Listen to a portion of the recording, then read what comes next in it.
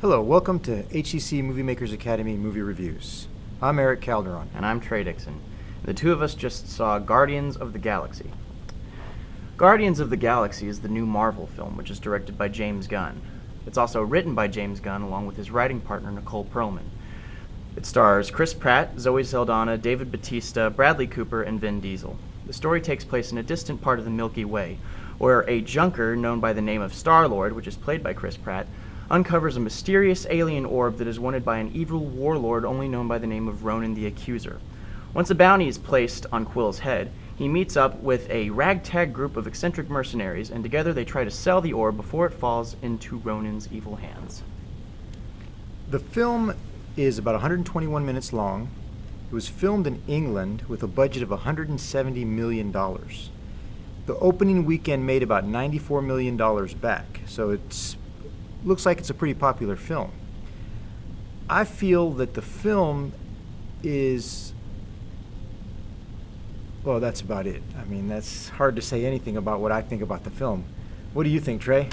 Well, I think I should probably preface this review by saying that I don't really like Marvel movies. I don't really care for them at all. I think that they are needlessly convoluted, utterly tensionless, overrated cash grabs that end up being an eventual regurgitation of themselves, being that you feel like you're always watching the exact same action sequence over and over and over again because either the circumstances never change or there's never a really palpable sense of tension that's established in the narrative. You're kind of just watching things happen. This movie is not the case. It is fresh, it is unique, the characters are really charismatic, and even if you don't understand the stakes at times, it doesn't matter as much because these characters are so much fun to watch, and I really enjoyed this movie. I would probably give it an 8 out of 10, and I've seen this movie twice. I would go back and see it again. Yeah, I mean, honestly, it was hard to say something in the beginning because that's kind of the impression I wanted to give. And it's really interesting how James Gunn, it's really interesting how I think he has taken a little bit of everything with the opening scene, getting you involved with the characters, and really caring for the little kid. But then, he makes it serious. Yeah. He makes it funny. He makes it really stupid. I mean, there's some scenes in there where I was like, I can't believe they just did that. And you're sitting there in the movie, and it pulls you out of the film experience. And it really did, and it pulled me out of the experience to think, did they just do that on film? Yeah.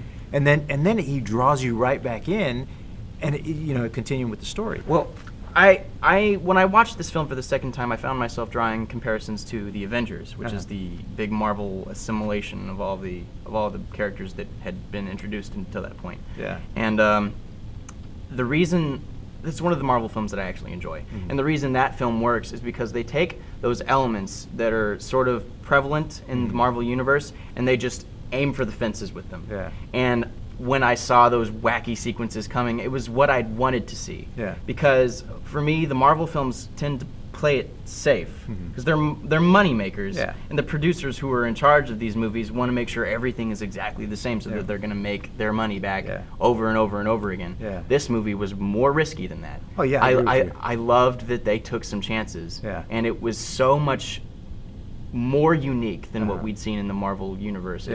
I just loved the way that this movie looked and where it took us, and I was interested in the characters, and I can't recall the last time I actually felt like I cared for the characters in a Marvel movie. Yeah.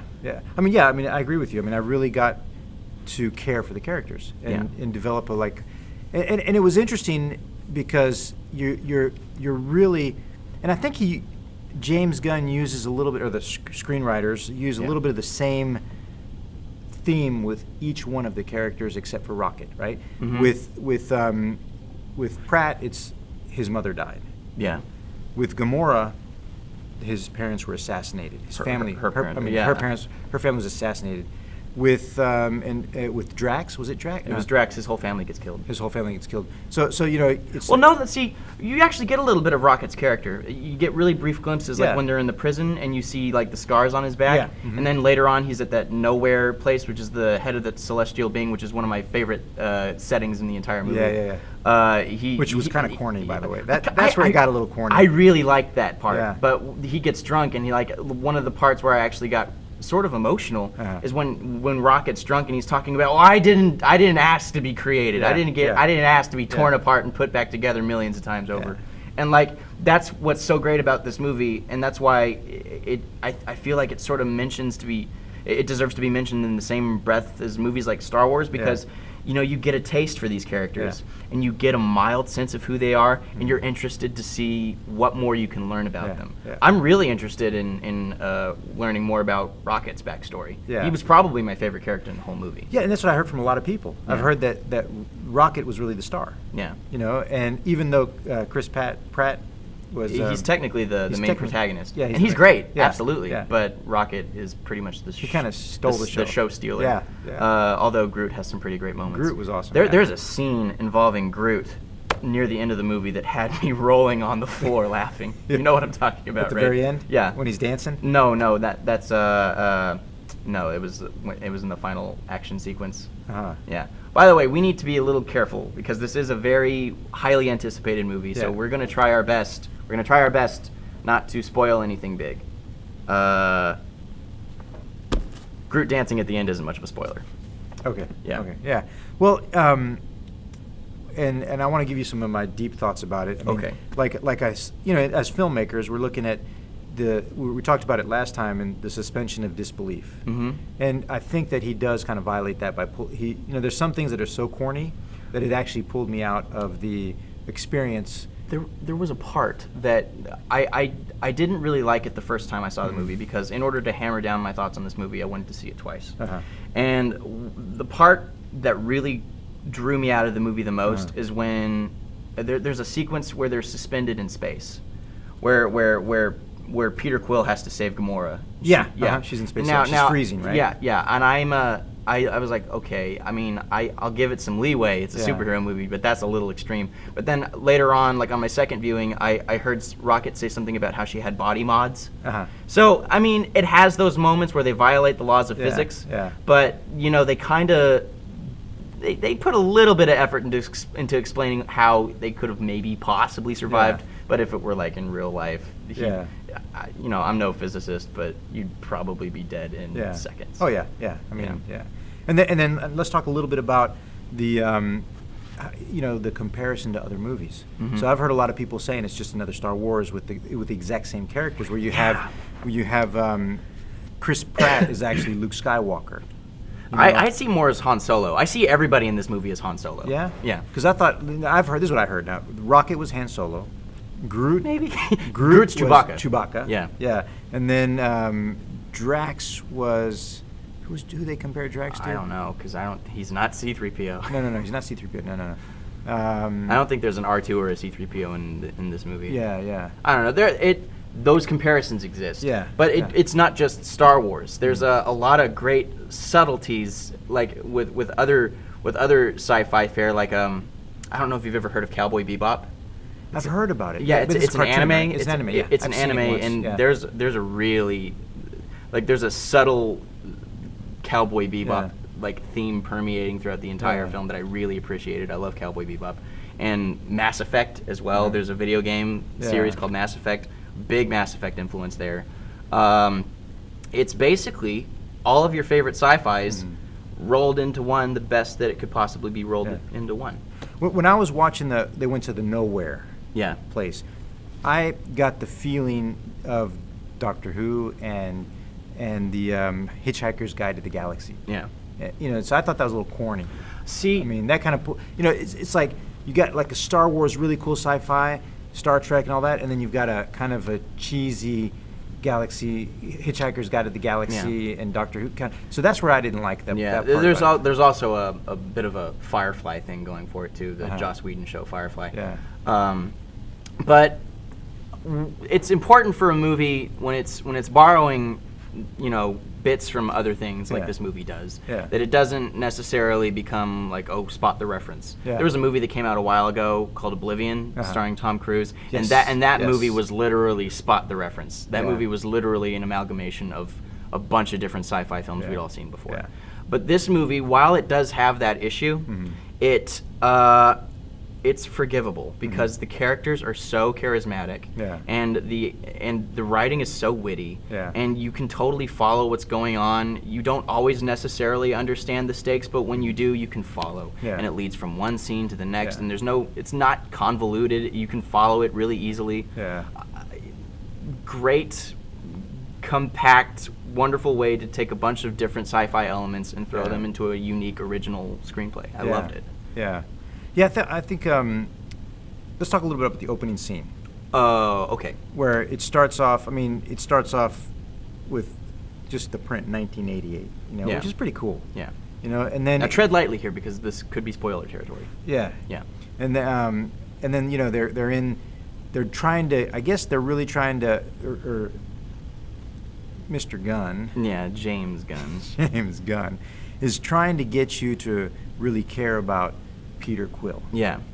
And It's really with Quill's character that I think we established the most emotional resonance, Uh-huh. because he's an Earthling, Yeah. and James Gunn is Well, really James he's Gunn. half, right? Well, yeah, it He's half. turns out that it's something different. Yeah. But he's really banking on Quill's character being the person that the audience relates to the most, and they do a really great job of making you care about his character Yeah. the most. And there's a really neat thing with this cassette player that he has, Yeah. and a lot of neat little character things that they gave that character. yeah, and then well, what I was going to say is what I didn't like about that for opening scene is it did seem like he was trying to make it kind of like a little biblical, Really? Yeah. I don't think I got that at all.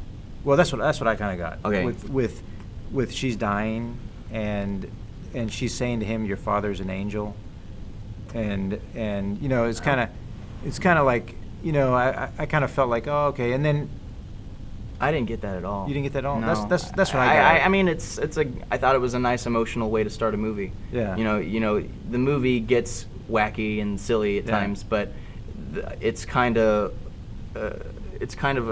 a way to demonstrate that the movie will be this emotional. Yeah. That it can fall to this depth of emotional Yeah. intensity. Yeah. And what I like is that this movie had quite a range on it. It had a huge range. Yeah. I mean, from serious to corny to funny to It's one of those rare films that manages to do all of those Yeah. things, and it doesn't seem forced, like the screenwriter was just saying, well, now this has to happen, Yeah. now it has to be funny. Yeah. Like it always feels called for. Yeah. All of the silly stuff and all of the dramatic stuff are integrated into each of the characters. Yeah. They're all that way. Yeah. And You just reminded me of a scene of Rocket.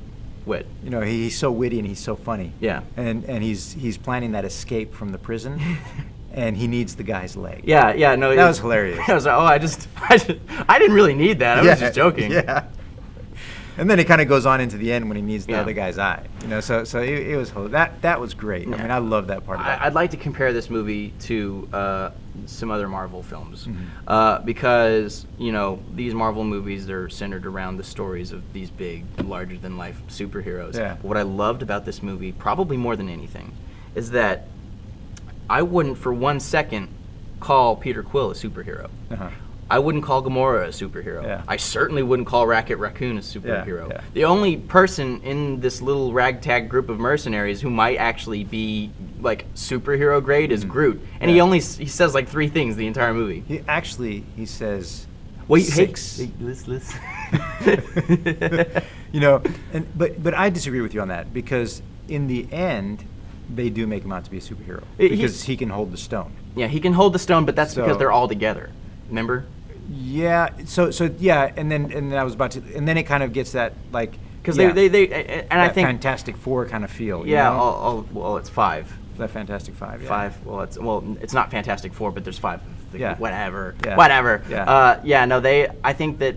Which goes into a lot of different movies. Yeah. I mean, like Harry Potter. Look at Harry Potter, right? Harry Potter is not special without his 2 friends. Without Ron and Hermione, yeah. he wouldn't have gotten anywhere. Yeah. And I think that this movie sort of I think that the 5 of them sort of serve as an individual superhero. Yeah. Because I couldn't bear to watch these any Guardians of the Galaxy sequels if Rocket Yeah. wasn't in it. And that's what made it really special, because you got the building of a team, and how they're all so different, and they're all so independent and hate being around other people. Yeah. And the way they come together and glue together and become such a powerful team is inspirational. I also liked how they were reluctant at first. Yeah. I wouldn't have believed it if they all just magically got along. Yeah. And they did a really good job at sort of just making them reluctant to be friends with each other. They quarrel quite a bit, and that's what's so entertaining.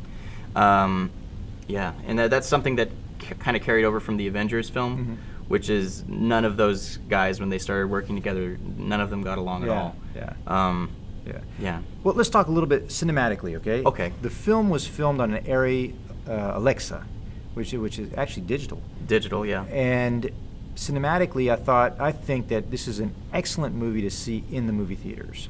But did you see it in 3D? Because I didn't see it. I did not see it in 3D. I'm done with 3D. I don't think it really adds anything to movies.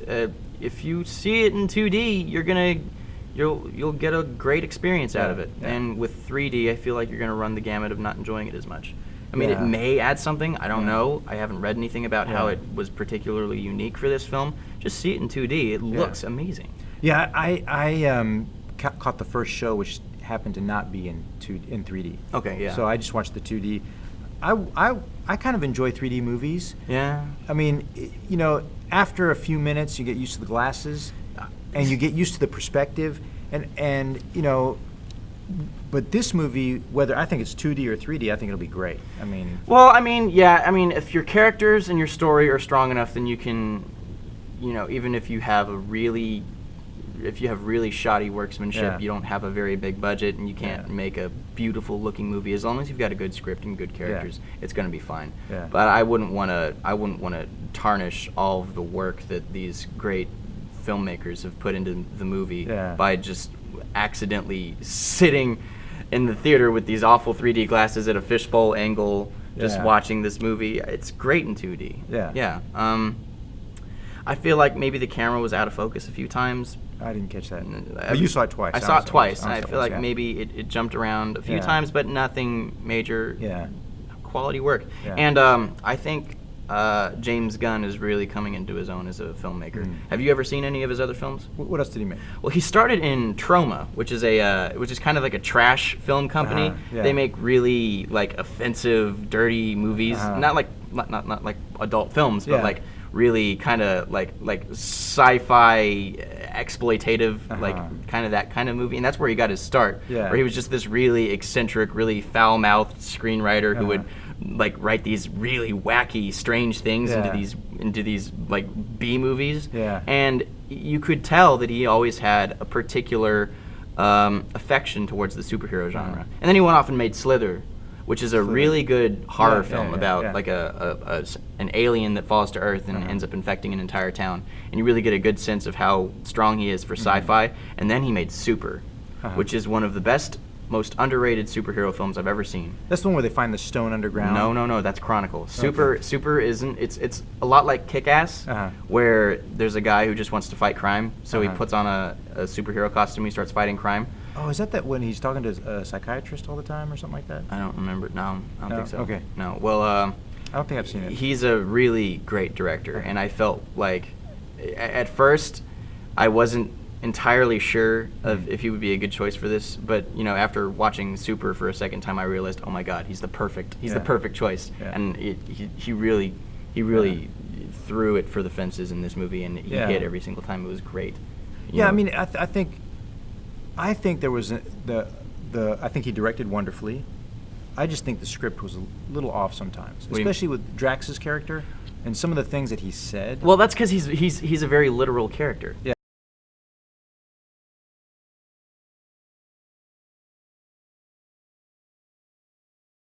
He's a very literal person who takes, you know, there's a great line where he's like, metaphors are going to go over his head. Nothing goes over my head. My reflexes are too fast. I liked his character. You like the comedy of it. I like the comedy of it. You know, Drax is sort of a risky character where Yeah. he can be just one Very of those risky, yeah. completely blank slate guys that you care absolutely nothing Yeah. for. He's like that muscly stereotype who's generally the most the least interesting person Yeah. in a movie like this, but he's great. And he gets creamed, Yeah, yeah, which is kind of funny. yeah, he is. Yeah. Yeah. Yeah. Yeah. I mean, I think it's okay to I wouldn't give it you were going to give it an 8. I gave it an 8, and I started with a 7.5. Yeah. And later on, I realized how well it all worked. Yeah. You know, and there are some nonsensical things Yeah. that sort of occur, and they try mildly to sort of make it not as nonsensical, but Yeah. it's still there. But with a Marvel film, you give it a little bit of leeway, Yeah. and I'm not advocating that just because it's of its type, you should automatically give it leeway, because Yeah. there's always going to be problems with a movie. Yeah. But 8 out of 10, being what it was, accomplishing what it set out to do, Yeah. it did all of that in spades, and I'm very happy that it's making the money that it's making. See, I'd give it around a 5. Whoa, you gave Lucy a 6. I like Lucy. I like the story. You got to be kidding me. See, I like the story. You're not going to give On this this a 5. one, I would see. It's kind of like there's a double edge to this, right? Yeah. Cinematically, I think this is a wonderful movie to see in the theaters. I think it's entertaining. It's like a great. I mean, I would say it's fun to spend the money, but at the same time, I just didn't feel like it was that great of a story. Oh, come on. It man. was a little cheesy. It was too. They're after a stone. It's kind of. It's kind. It's got the MacGuffin, but I mean that's a Marvel thing. They're Yeah. always searching for a MacGuffin. Yeah. I mean, it's like Thor. You got what was that? They had the. There was the stone for There's a big Thor. rock or something. The rock from Thor, and then Yeah. the Transformers. They had the rock that they were the after. seed. The seed. I mean, but this is like. So it's kinda- I mean, with the seed, you never with this movie. The Infinity Stone, that's the MacGuffin in this Yeah. movie. You get a really good sense of what this thing can do. Yeah. The seed in the Transformers movie, you get one quick scene, and I guess it's sort of, dangerous, but Yeah. it's never so involved in the narrative. At one Yeah. point, But there was another Transformers where they're after a rock. I don't know anything about Transformers movies. Yeah, other there was than- another one that they're after a rock, and that it was supposed to be an all-powerful rock. This is- But then Thor too. Remember that Thor? They were after that crystal. Yeah, it was a crystal. Or something like that. I don't really know anything about the other Marvel movies because Yeah. they fly over my head. But so that's why I would give it a 5. Why would you give it a 5? Because of when that, You, when you of the gave story. when you gave Lucy a 6. Lucy had a good story. Lucy had I think cinematically it was kind of cheesy. I think the way Luc Besson brought in some of that B-roll, it's almost as if he brought in what's that called? Stock footage. Lucy makes freaking Guardians of the Galaxy look like Citizen Kane. Come on, man. Yeah, well, I mean, Lucy's a nice action romp, but it's schlock. I thought the story was good. I think I agree with you. I think Luc Besson is losing his touch. Yeah. But the interesting concept of the story, which have you ever seen a movie where it's about using 100% of your brain? Yes. Limitless. No, Limitless was exactly that. No, Limitless was more a drug that made you smarter. Hey, guess what? Newsflash, Lucy is about a drug that makes you smarter. No, Lucy's about using the full capacity of your brain. It's like that's what? Yeah. Yeah, but they're both the same thing. Whatever. That's. I'm disappointed in you. Oh well. I'm very disappointed in you. I'll. So what does that average out to? You gave it a 5 for some unfathomable reason. I give it an 8, the rating it deserves. So what does that average out to? God, 5.5. 5? No. Yeah. It's an 8. I give an 8. You give a 5. So what is that? That's like 5.5. 7. Is that a 7? Is it 6.5? Well, yeah, it's probably around there somewhere. 6.5. Well, I'm gonna round it up to a 7 because you're a dictator. There you go. Guardians of the Galaxy ending up with a 7, even though it deserves an 8. Thank you for watching HCC Movie Reviews. We are brought to you by the Houston Community College Filmmaking Program. If you'd like more information, please visit us online, hccs.edu. Remember the S. Yeah, remember the S, because Houston Community College, but it's really hccs.edu.